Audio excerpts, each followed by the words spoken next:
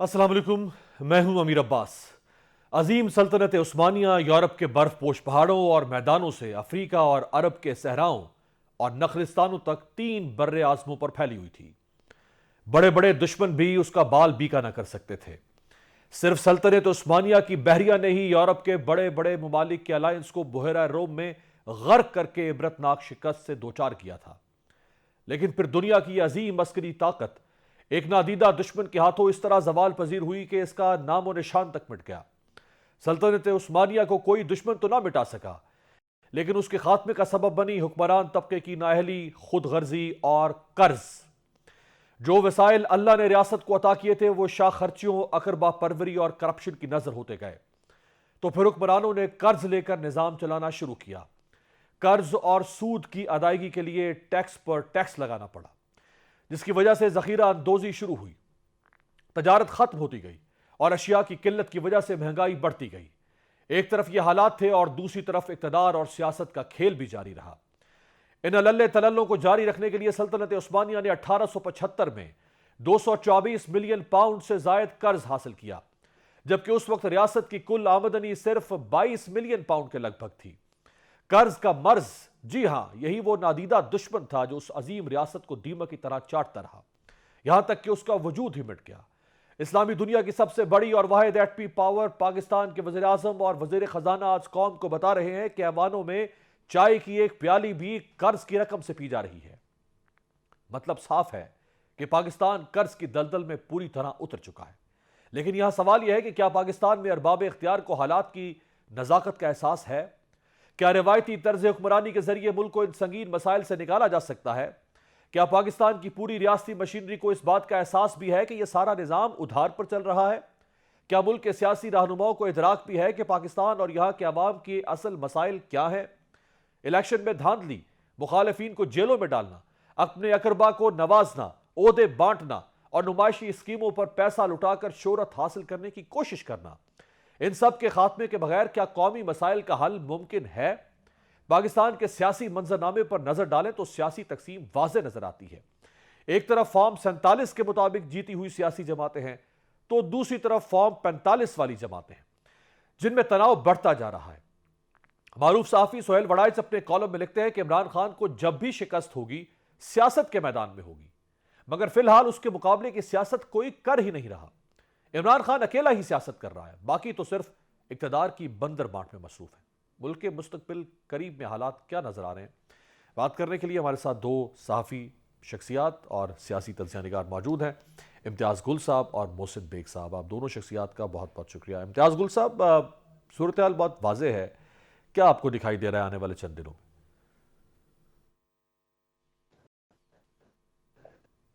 आने वाले दिनों में तो ऐसी लगता है मजीद हमने मजे लेने और आईएमएफ का वक्त पहले ही यहाँ पे मौजूद है। और बुनियादी तौर पे आईएमएफ का मशवरा जो शुरू से रहा है और माहिरीन इक़्तिसादियात भी ये कहते रहे हैं कि जब तक आपके अखराजात, हुकूमत रियासत के अखराजात आपकी आमदनी से ज़्यादा रहेंगे और जब तक आपकी बरामदात दरामदात से कम रहेंगी, उस वक्त तक आपका रुपया बेकदर रहेगा, उस वक्त तक आपके लिए मालियाती मैनेजमेंट मुश्किल होगी, उस वक्त तक आप मुल्क में अफरात ज़र भी होगी, रुपया बेकदर होगा, डॉलर की कीमत में इजाफा होगा और बुनियादी तौर पे मकामी जो आम लोग हैं उनकी मुश्किलात में इजाफा होगा। इसके साथ साथ बार बार आईएमएफ ने यह भी कहा कि जो इस मुल्क में एक 2% अशराफी है, जो आसुदा हाल लोग हैं, उनके ऊपर टैक्स लगाएं, लेकिन वो टैक्स नहीं लगाए जाते जिस अंदाज में लगने चाहिए। उसका अंदाजा इससे लगा लें कि पिछले साल भी कोई 30 लाख 32 लाख लोगों ने इनकम टैक्स के गोशवारे जमा करवाए, उनमें से आधे से ज्यादा लोगों ने ये कहा कि हमारी कोई टैक्सेबल आमदनी नहीं हुई, यानी बेईमानी भी है इसमें। तो पाकिस्तान के बुनियादी मसाइल बड़े आसान हैं और हल उन्होंने करना है जो खुद जिन्होंने खुद इस ये मसाइल पैदा किए हैं, जो इन मसाइल का जरिया है। अब किस हद तक वो ये कर पाते हैं देखना होगा कि आया इस सिमत में कोई, जो शहबाज शरीफ साहब कह तो रहे हैं कि बड़ा अज़्म है हमारा, बड़ी मेजर सर्जरी करनी है, वो मेजर सर्जरी हो पाती है या नहीं, अभी देखेंगे। मोहसिन बेग साहब, शहबाज शरीफ साहब आप जानते हैं वो चाहे चीफ मिनिस्टर रहे हो, पंजाब के 3 दफ़ा वज़ीर आज़म रहे 16 माह तक, بہت پرو پیپل اور بڑی جذباتی تقاریر کر کے، اور ان کی تقاریر سنے تو لگتا ہے ان سے بڑا کوئی انقلابی نہیں ہوگا، اور شاید وہ ان کے بس نہیں چل رہا کہ وہ اس ملک کو کیسے چند گھنٹوں میں ٹھیک کر سکیں، لیکن وہ کوئی بھی سٹرکچرل چینج اس ملک میں، چاہے وہ پنجاب کی حد تک ہو یا وفاق کی حد تک ہو، نہیں لا سکے۔ ان کا طرز حکمرانی زیادہ تر سٹیٹس کو اورینٹڈ طرز حکمرانی رہا ہے۔ جو سٹیٹس کو کا طرز حکمرانی ہے، اس سے یہ سارے مسائل حل ہو سکیں گے جو ملک کو درپیش ہیں؟ بہت شکریہ امیر عباس۔ بیسیکلی مسائل واقعی بہت زیادہ ہیں، اور اس گورنمنٹ کو چیلنجز بھی بہت زیادہ ہیں۔ اگر تو آپ سٹیٹس کو کے طریقے سے چلیں گے تو میرا نہیں خیال یہ مسائل حل ہوں گے، بلکہ بڑھ جائیں گے۔ آپ کو آؤٹ آف باکس کوئی سلوشن لانا پڑے گا، اور یہ جو پرانی طرز سیاست ہے یا پرانے طریقے سے آپ معیشت کو جس طریقے سے ہینڈل کیا آپ لوگوں نے، اس سے تو میرا نہیں خیال کوئی بہتری آ سکے گی آنے والے دنوں میں۔ تو کوشش ان کی ہے، دیکھتے ہیں۔ ابھی وہ فائنانس منسٹر بھی نیا لائے ہیں، کچھ چینجز انہوں نے کی ہیں، تو میرا خیال میں شاید اس بجٹ کے بعد یا اس بجٹ میں جو بھی انہوں نے کمٹمنٹس کی ہیں آئی ایم ایف سے، اس کو پورا کرنے کا ان کے پاس کچھ سولوشن نکلے۔ اگر سمت صحیح ہو تو 2-3 سال نیچرلی پریشر میں رہے گی ہماری معیشت، تو 2-3 سال میں کوئی ڈائریکشن نظر آئے گی۔ ادروائز اگر آپ نے اسی طریقے سے چلنا ہے تو میں یہ سمجھتا ہوں کہ مسائل آپ لوگوں کے اور اس ملک کے اور معیشت کے بڑھ جائیں گے۔ بیگ صاحب، اس وقت 2/3 اکثریت ہے اس حکومتی اتحاد کے پاس قومی اسمبلی میں، سینٹ میں بھی یہ اب بہتر پوزیشن میں آ جائے گا پورا حکومتی اتحاد، پھر اسٹیبلشمنٹ کے ساتھ بھی ایک پیج پر ہیں، پوری طرح سے ان کو آزادی ہے، راستے میں کوئی رکاوٹ نہیں ہے، تمام رکاوٹیں ہٹا دی گئی ہیں۔ اپوزیشن چلیں وہ شور مچاتی رہے گی، زیادہ سے زیادہ یہی کرے گی، شور مچائے گی، سڑکوں پر آ جائے گی، چلیں وہ کرتے رہیں گے۔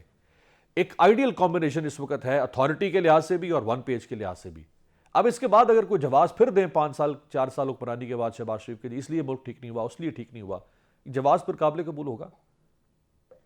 بالکل نہیں ہوگا۔ اور یہ جو لاسٹ الیکشن گزرے ہیں امیر عباس، اس الیکشن نے ایک طرز جو ووٹنگ ہے، جو ووٹنگ کی جو طرز تھی وہ تبدیل کر دی ہے، لوگوں کا سوچنے کا انداز تبدیل ہوا ہے۔ آپ کو بہت محنت کر کے اس ملک کے جو معاشی مسائل ہیں اس کی طرف توجہ دینی ہے۔ آپ کی بات ٹھیک ہے، کمبینیشن اس وقت ان کے حق میں ہے، اور ان کو full force out of box کوئی نہ کوئی سلوشن، کوئی نہ کوئی ڈائریکشن لانی پڑے گی۔ اور ایک اور بات بھی ہے کہ وقت نہیں ہے، لوگ اتنی دیر انتظار نہیں کریں گے، لوگ چاہتے ہیں کہ ان کے مسائل حل ہوں۔ تو ایسی صورت میں میں سمجھتا ہوں کہ ان کو فوری طور پر جو بھی ان کا پلان ہے اس کی امپلیمنٹیشن بہت سپیڈ سے ہونی چاہیے۔ یہ اپنی سپیڈ سے تو بہت مشہور ہیں شہباز صاحب۔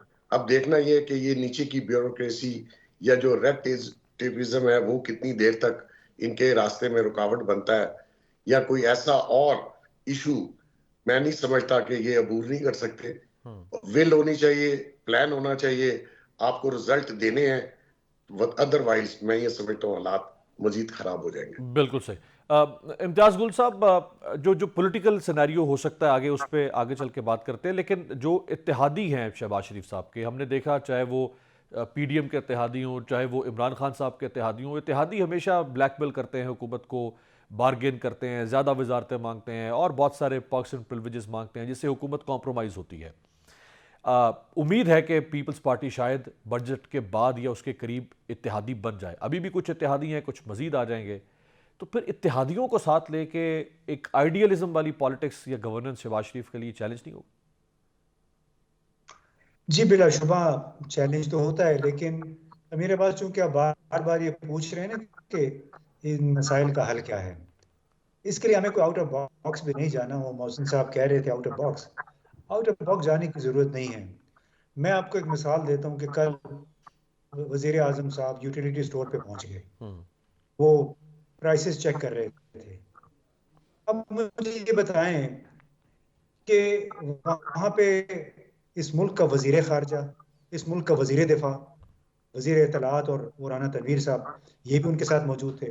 اب تصور کریں کہ یہ آئے اپنی اپنی گاڑیوں میں آئے، ان کے ساتھ ان کے سیکرٹری پتہ نہیں کون کون ہوگا، یعنی وزیر اعظم ایک جگہ پہ جا رہا ہے اور وہاں پہ 40-50 گاڑیاں जो हैं तो इन्वॉल्व होंगे, 40-50 लोग उसमें होंगे। क्या ये खर्चा नहीं होता? गाड़ियां क्या पानी पे चलती हैं? और क्या इन लोगों का वजीर खारजा, वजीर दिफा का स्टेशनरी स्टोर पे काम क्या है? तो जब तक इनके ये लल्ले तलल्ले खत्म नहीं होंगे, उस वक्त तक पाकिस्तान में मीनिंगफुल बामानी रिफॉर्म नहीं हो सकती है। अब जहां तक इत्तेहादियों की बात है, बात यह कि अगर आप इत्तेहादी रखेंगे और फिर ख्वाहिश भी है आपकी कि वो हमारे साथ रहें, तो उनके हाथों फिर ब्लैकमेल भी होना पड़ेगा।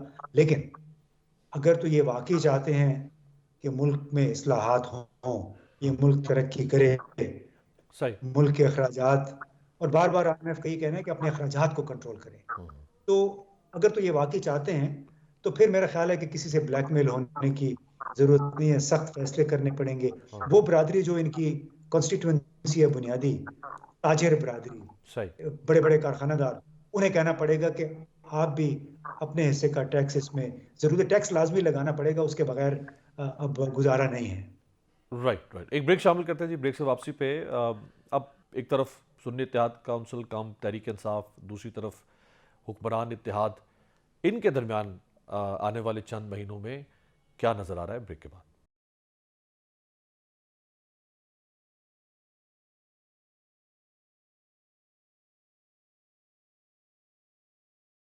ब्रेक के बाद खुश आमदेद। मोहसिन बेग साहब और इम्तियाज़ गुल साहब हमारे साथ मौजूद है। मोहसिन बेग साहब, गवर्नेंस, परफॉर्मेंस, डिलीवरी, ये सब एक तरफ है, इस मुल्क में सियासत बहुत कंट्रीब्यूटिंग फैक्टर रहती है, डोमिनेट कर जाती है सियासत हर चीज़ के ऊपर। और अपोजिशन और हुकूमत की महाजराई वो जिस दौर में भी है, वो हमेशा मीडिया डिस्कशन, डिस्कोर्स, लोगों के घर से लेके बाजार तक हर जगह पे वही डिस्कस होती है। और फिर अगर सियासत भी इमरान खान और उसकी पार्टी की एग्रेसिव सियासत हो तो बिल्कुल नज़रअंदाज नहीं हो पाएगी। अब इनका क्या रिलेशन बनेगा आने वाले चंद दिनों में? अमीर अब्बास, बेसिकली जो इस वक्त ज़रूरत है वो पॉलिटिकल स्टेबिलिटी की ज़रूरत है। पीटीआई खासे वोट लेके पार्लियामान में आ गई, उन्होंने ओथ भी ले लिया और वो अपनी अपनी पार्लियामान में बैठ भी गए हैं। नेचुरली उनका जो ग्रीवेंसेस हैं पॉलिटिक्स में वो रहेंगे। अपोजिशन वो अगर अच्छे अंदाज से करें तो मेरा ख्याल में कोई मुज़ायका नहीं है गवर्नमेंट को या इत्तेहादी पार्टियों को उनके साथ कन्फ्रंट करने का, उनका हक है। दूसरा ये है कि जब तक आप पॉलिटिकल स्टेबिलिटी नहीं लाते तो पाकिस्तान में जो इन्वेस्टमेंट है, ये मैं जो आउट ऑफ बॉक्स कह रहा था, इन्होंने लास्ट टाइम SIFC बनाई, वो एक अच्छा इनिशिएटिव था, डायरेक्ट इन्वेस्टमेंट का, वन विंडो टाइप एक चीज थी, वो फाल हो। तो ये जो पॉलिटिक्स है, सिर्फ ये कि जी मैं दूसरे को ना चलने दूं, ये खान साहब ने अपने दौरे हुकूमत में भी अपनी पार्लियामान को खुद से नहीं चलने दिया, हालांकि खुद गवर्नमेंट में थे। तो फिर खुद से ही वहां से चले गए, 123 सीटें छोड़ के, फिर सारे प्रोविंसेस से चले गए, अपनी हुकूमतें खुद खत्म कर दी। मेरा ख्याल उनको रियलाइज करना चाहिए कि सियासत जो है वो सियासत से ही बीट की जा सकती है, वो दंगा फसाद से नहीं कर सकती, इनकलाब से सियासत खत्म नहीं होती। आप पार्लियामान में होंगे तो कल आपका भी चांस होगा। तो इसको स्टेबिलिटी लाने की जरूरत है, उसमें गवर्नमेंट का भी इनिशिएटिव लेना चाहिए। जैसे कल वो मेरे ख्याल में गंडापुर साहब से मिले हैं, काफी चीजें ब्रेक थ्रू हुई होंगी, वो प्रोविंस उनके पास है, उसमें फेडरल गवर्नमेंट को मेरा ख्याल में वसी दिल से जो भी उनका हक है या जो डिमांड्स हैं, अगर सबको चीफ मिनिस्टर जो है उनकी अपनी ख्वाहिश का चीफ सेक्रेटरी मिलता है, इनको भी दे दीजिए, क्या फर्क पड़ता है। तो ये छोटी छोटी चीजों पे जो है वो मसाइल बढ़ाने नहीं चाहिए, और वो फिर आपको पता है मसाइल बढ़ जाते हैं। बिल्कुल सही, बिल्कुल सही। गुल साहब, एक ऑपोजिशन की वो या उस नोयत की तनकीद होती है हुकूमत पर जो डे टू डे गवर्नेंस पर है। महंगाई हो गई, उस पर ऑपोजिशन शोर मचाएगी, तेल की कीमतें बढ़ गई, कोई हादसा हो गया खुदा न खास्ता, जैसे आप कह रहे हैं कि प्राइम मिनिस्टर गए हैं उनके साथ, गैर मुतल्लिका वजीर भी उनके साथ गए हैं जो कीमतें चेक कर रहे हैं। ये डे टू डे गवर्नेंस है जिसके ऊपर ऑपोजिशन आवाज़ उठाएगी, शोर मचाएगी, क्रिटिसिज्म करेगी। एक है इससे बड़ा इशू इस वक्त जो इमरान खान के और उनकी पार्टी के हाथ में है, वो है 2024 के इलेक्शन की धांधली का इल्ज़ाम। क्या ये कन्विंस किया जा सकता है इमरान खान को कि भाई आप धांधली हुई है नहीं हुई आप छोड़ दें, चुप कर जाएं और इसको एक्सेप्ट कर लें, अगर आप हारे भी हैं तो एक्सेप्ट कर लें और बस आप साथ बैठ जाएं और चलाएं इस निज़ाम को? क्या ये इस बात पर वो आ सकेंगे इमरान खान? وہ دیکھیں عمران خان نے جس بنیاد پہ ووٹ حاصل کی ہے، جس بنیاد پہ لوگوں کی ہمدردیاں ان کے ساتھ ہیں، وہ میرا خیال ہے پھر ملیا میٹ ہو جائے گی۔ سیاسی استحکام کے لیے اور اچھی حکومت کاری کے لیے ضروری ہوتا ہے کہ اگر اپوزیشن کی کچھ شکایات ہیں، جائز شکایات، اب دیکھیں وہ تو نواز شریف کے حلقے کے حوالے سے لاہور میں جو ہوا ہے، سب نے اس کا تیا پانچا کر دیا ہے۔ پھر الیکشن کی ویب سائٹ پہ جتنے فارم 45 غلط وہاں پہ دھاندلی کی گئی تھی، تو یہ ایک ایسا ایشو ہے جس کو کہتے ہیں رشتہ و زخم ہے۔ جب تک اس کو مناسب طریقے سے اس کا علاج نہیں کیا جائے گا، اس وقت تک یہ شور شرابہ جاری رہے گا، کیونکہ بنیادی طور پہ حکومت جو توقع کر رہی ہے وہ یہ ہے کہ جی آپ سے ہم نے 100 روپے چھین لیے ہیں، 50 آپ کو ہم واپس دے دیتے تو آپ آئے ہمارے ساتھ کام کریں۔ یعنی 50 وہ ہیں جو کہ ان کو بھی سیٹیں مل چکی ہیں، چاہے قومی اسمبلی میں، صوبائی اسمبلی میں ہیں۔ تو سیاسی معاملات اس طرح آگے نہیں بڑھتے۔ ابھی جو بنیادی طور پہ ہو رہا ہے اس کو کہتے ہیں دھونس دھاندلی زبردستی، یعنی آپ زبردستی اپوزیشن سے یہ منوانا چاہ رہے ہیں کہ جی دھاندلی ہو گئی ہے، اس کو بھول جائیں، اب آگے چلیں مٹی پاؤ، جو بقول چودھری شجاعت حسین کی کہ مٹی پاؤ۔ مٹی پانے سے وہ زخم جو ہیں وہ رستے رہتے ہیں، اس کا علاج نہیں ہوتا ہے۔ تو بڑا ضروری ہے کہ کوئی معنی خیز انداز میں اس حوالے سے بھی گفتگو کی جائے، جہاں جہاں جو متنازع کانسٹیٹیوئنسیز ہیں، الیکشن کمیشن میں شاید 35 ٹرائبونلز کو 35 درخواستیں ہیں، ان کا اگر فوری طور پہ اگر فیصلہ ہو جائے، 35 کا نہ ہو تو 20 کا ہو جائے، تو میرا خیال ہے بہت سارا مداوع ہو سکتا ہے ان شکایات کا، گریوانسز کا جو کہ پی ٹی آئی کو ہے۔ اس کے بغیر بڑا مشکل ہوگا حالات کو نارملائز کرنا۔ بہت بہت شکریہ، بہت بہت شکریہ محسن بیگ صاحب اور امتیاز گل صاحب، صحافی، سیاسی تجزیہ نگار، بہت گہری نگاہ رکھتے ہیں پاکستان کے معروضی سیاسی حالات پر، ہمارے ساتھ موجود تھے۔ ایک بریک پہ جاتے ہیں، بریک سے واپسی پہ محمد علی درانی سابق وزیر اطلاعات، جو انتخابات سے پہلے بہت کوشش کر رہے تھے سیاسی درجہ حرارت کو نیچے لانے میں، لیکن وہ کامیاب نہیں ہو سکے۔ اب وہ کیا دیکھتے ہیں پاکستان کے مستقبل کے حالات کے بارے میں، بریک کے بعد۔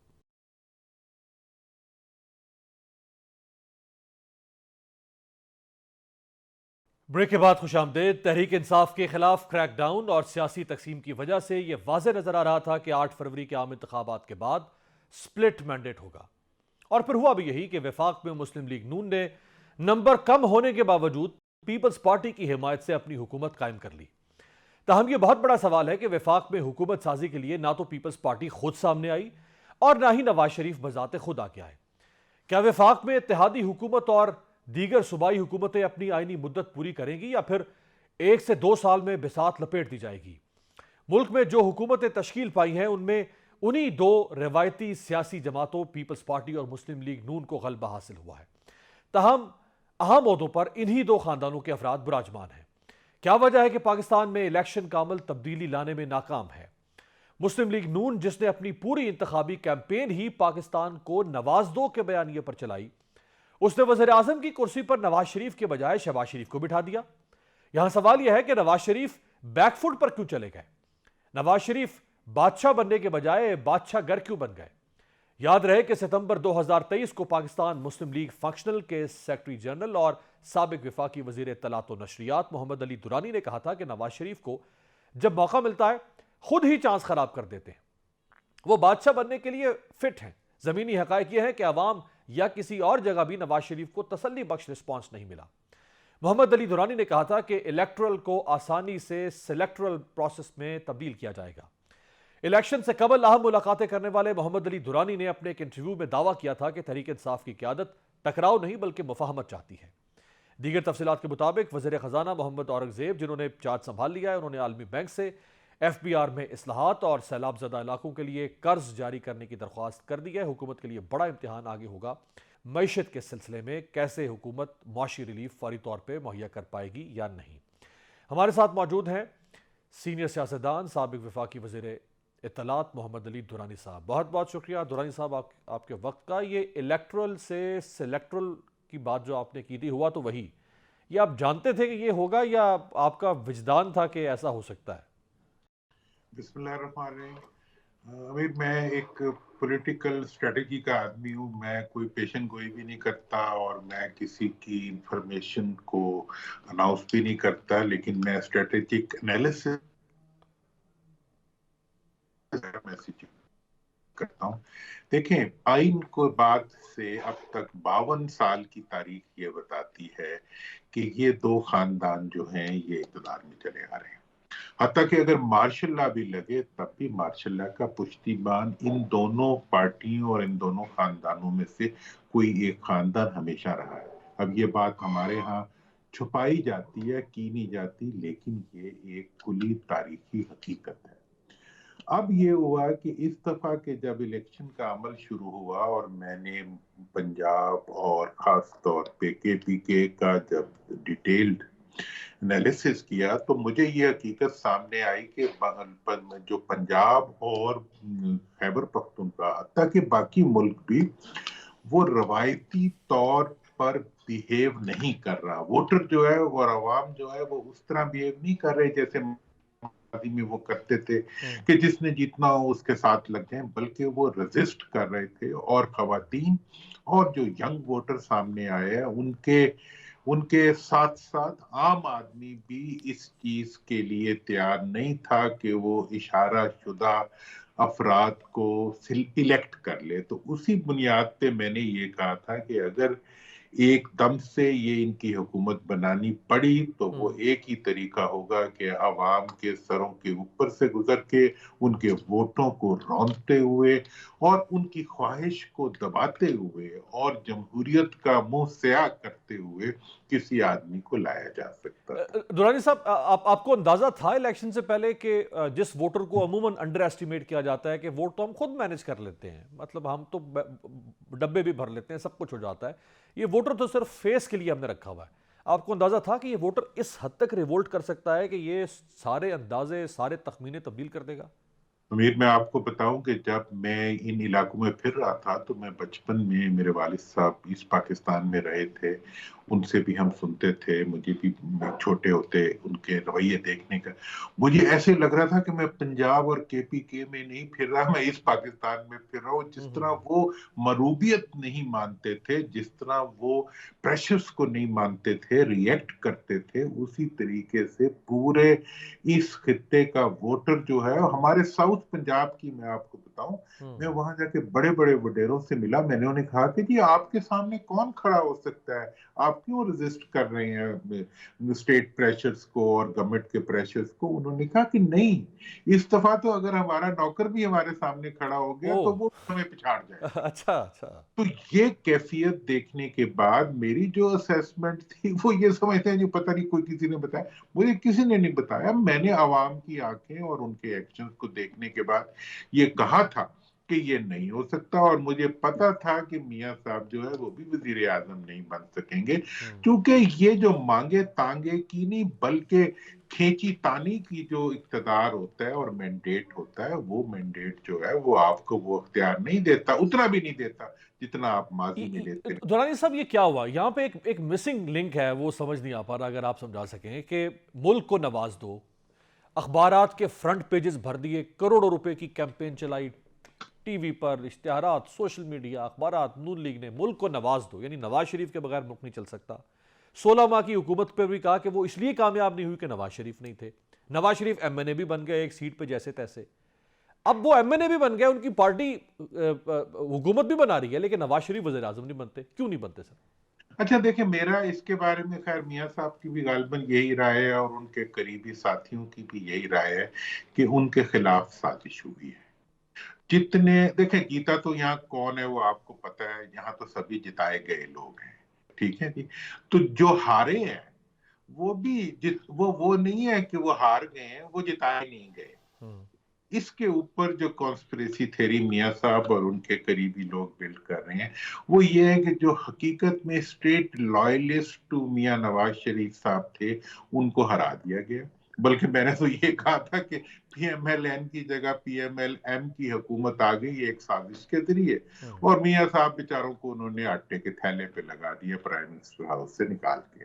تو یہ ایک آپ کو بعد میں پتا چلے گا کہ خاندانی جو पुराने जमाने में बादशाहतों के अंदर जो साजिशें हुआ करती थी और बच्चे जो होते थे वो बापों को जेलों में बंद कर दिया करते थे, तो ऐसी ही सूरत में औरंगजेब ने जहांगीर को बंद कर दिया। तो मतलब ये है कि मियां साहब बेचारों को तमाम तर मतलब उसके बावजूद कि वो इसके लिए तैयार थे और उनके सब लोग जो उनका सारा वो था एजेंडा था या उनका पूरा जो वो था नैरेटिव था वो यही था कि मियां साहब जो है वो मुल्क को आके नवाज देंगे। पता ये चला कि जब मियां साहब का जो रवैया और जो उनका इस दौरान जो उनको पब्लिक का रिस्पांस मैं मानता हूँ कम मिला, लेकिन वो किसी और को भी तो नहीं मिला। जब उनको कम मिला और उनको वो रेफरेंस नहीं मिला, उनके अपने खिलाफ उनके घर से उनकी पार्टी से साजिश हुई और उनको आटे के थैले पे लगा दिया गया और वजीर आजम हाउस और बाकी हाउसेस के अंदर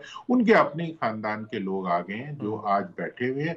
और वो क्योंकि उन्होंने कहा जब जीते हुआ तो कोई भी नहीं है, सारे ही जिताए गए हुए हैं, तो चलो जिताए गए होंगे तो जो ज्यादा ताबेदार हो वही आ जाए या जो ज्यादा कॉम्प्रोमाइज कर सकते हो वो आ जाए। मियां साहब के बारे में शक था कि वो कॉम्प्रोमाइज उतना नहीं करेंगे जितना शहबाज शरीफ कर सकते हैं। अच्छा, चूंकि वो आपने आटे के थैले की बात की कि मियां साहब जिन्होंने कुर्सी इक़्तिदार पे बैठना था उनको आटे के थैले पर लगा के मरियम नवाज़ अब सेल कर रही हैं पंजाब में, तो मरियम नवाज़ का पहला हुक्मरानी का तजुर्बा है, सॉफ्ट इमेज बिल्ड करने की कोशिश हो रही है, मीडिया मैनेजमेंट हो रही है, सोशल मीडिया पे उनके सरप्राइज विजिट्स हो रहे हैं, उनकी डिक्शन भी आप देख रहे हैं, वो डिफेंड कर रही हैं ये अपने वालिद की तस्वीर को रमज़ान बैग्स पर लगाने पर, वो डिफेंड कर रही हैं इस बात को कि हमें ऑपोजिशन के प्रोटेस्ट को क्रश करना चाहिए। वो कहती हैं मैं रुथलेस हूँगी।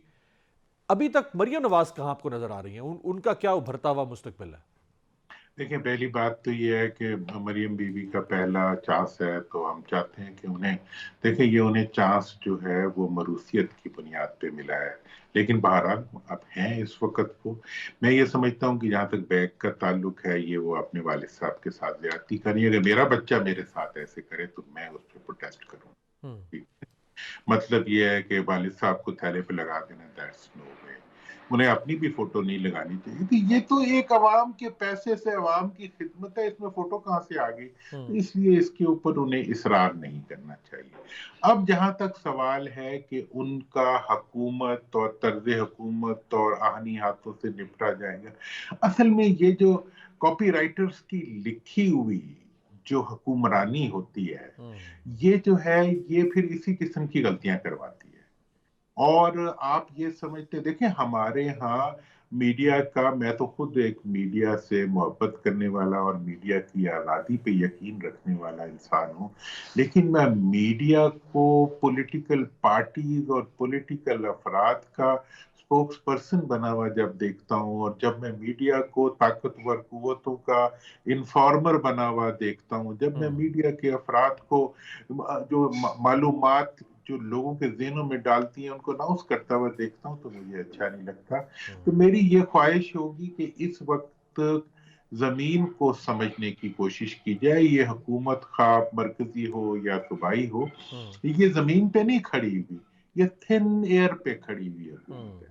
ये बिल्कुल रेत की भी नहीं, ये हवा की दोष पे खड़ी हुई हुकूमत है। और इन्हें आहनी हाथ तो दूर की बात है, इन्हें सिर्फ और सिर्फ मफाहमत के जरिए इक्तदार को एक आर्जी चीज समझते हुए, और इनके लिए वाकई आर्जी है, इक्तदार तो होता ही आर्जी है, लेकिन मौजूदा हुकूमत के लिए तो बिल्कुल ही आर्जी तरीन इक्तदार है। इस इक्तदार के दवाम की फिक्र के बजाय इस इक्तदार से बाइज्जत इखराज का रास्ता ढूंढे, और वो यही है कि किसी के साथ जुल्म ना करें, किसी के साथ ज्यादती ना करें, और अगर कोई खिदमत कर सकते हैं तो करते हैं, कोई सर्विस कर सकते हैं तो करते हैं, वरना बेहतर तो यही है कि हक, अवाम का हक उनको वापस कर दें। अवाम कह रहे हैं साडा हक इत्थे रख, ये अवाम सही है, बिल्कुल सही है, बिल्कुल सही। अच्छा, आखिर में ये फरमा दें कि आपने इमरान खान साहब के दौर में भी कोशिश की थी, पीडीएम के दौर में भी आपने कोशिश की, इलेक्शन से पहले बहुत एक्टिव आप रहे कि कोई रिकन्सिलिएशन, चीज़ें मूव फॉरवर्ड हो सकें, नहीं हो सका। अभी आप क्या कर सकते हैं और करने वाले क्या करेंगे? देखिए मैं अब बहुत ही, आपको पता है मैं 2012 से बिल्कुल میں نے سیاست کے بجائے میں نے اسٹریٹ پالیٹکس شروع کر دی ہے. اب میں صرف وہی بات کہتا ہوں جس کو میں صحیح سمجھتا ہوں، اور میں کسی مفاد کو لینے کے لیے کسی سے تیار ہی نہیں ہوں، کیونکہ میں نے یہ فیصلہ کر لیا. انسان فیصلے زندگی میں کرتے ہیں وہی. تو میرا اس وقت یہ خیال تھا اور ابھی بھی یہ ہے کہ ایک تو سیاسی قوتوں کو، میں نے جب یہ سارا ایکٹیویٹی شروع کی تھی تو میں نے 3 لفظوں پہ مشتمل ایک ایجنڈا دیا تھا کہ پاکستان، جمہوریت اور فوج، ان کو آپ سیاست سے سائڈ پہ، اور اسی کی بنیاد پہ آپ مفاہمت کو آگے بڑھائیں. پھر میں نے نیشنل یونٹی گورنمنٹ کا ایک فارمولا دیا تھا تاکہ مل کے ایک دفعہ ملک کو آگے بڑھانے کے لیے ہم سب اپنی ایفرٹ کریں. لیکن میں یہ دیکھنے میں ابھی تک میں یہاں پہنچا ہوں کہ ہمارے سیاستدان جو ہے وہ ابھی ذاتی مفاد کی گرداب سے نکلنے کے لیے تیار نہیں ہے. آج کی جو صورتحال ہے اس میں یہ محسوس کرتا ہوں کہ اس وقت آگے بڑھنے کا راستہ اب صرف اور صرف عوام کا جو مینڈیٹ ہے اس کو تسلیم کرنے میں ہے، اور پیچھے ہٹ کے ہی آگے بڑھا جا سکتا ہے. اور یہ میں اس کے لیے بہت یقین سے کہتا ہوں کہ عوام کا اس دفعہ کا موڈ یہ نہیں ہے کہ وہ ووٹ ڈال کے تو گھر آرام سے بیٹھ جائیں گے. وہ اپنے ووٹ کی رسپیکٹ، میاں صاحب کا نعرہ جو ہے نا وہ اب ان کے آگے آگے بھاگ رہا ہوگا، کہ پیچھے پیچھے بھاگ رہے ہوں گے. کیا میاں صاحب آگے آگے بھاگ رہے ہوں گے پی ایم ایل این، اور یہ نعرہ ان کے پیچھے میرا خیال ہے پیچھے یہ آپ نے ہمارے بڑی $1 ملین وزڈم والی بات کہی ہے. اگر لوگ سمجھ سکیں کہ اب ووٹر کا احترام اور اس کے ووٹ کا احترام کرنا پڑے گا. اب اگر کسی کے ذہن میں کوئی خام خیالی موجود ہے کہ وہ ووٹر یا اس کے ووٹ کو سبجوگیٹ کر سکتا ہے، سبسرویٹ بنا سکتا ہے، یہ تو اب ہوتا ہوا نظر نہیں آ رہا. بہت بہت شکریہ محمد علی دورانی صاحب، ہمارے ساتھ موجود تھے. آج تک کے لیے اتنا ہی. آپ سے ملاقات ہوگی پیر کے روز. دیکھتے رہیے گا جمہوریت.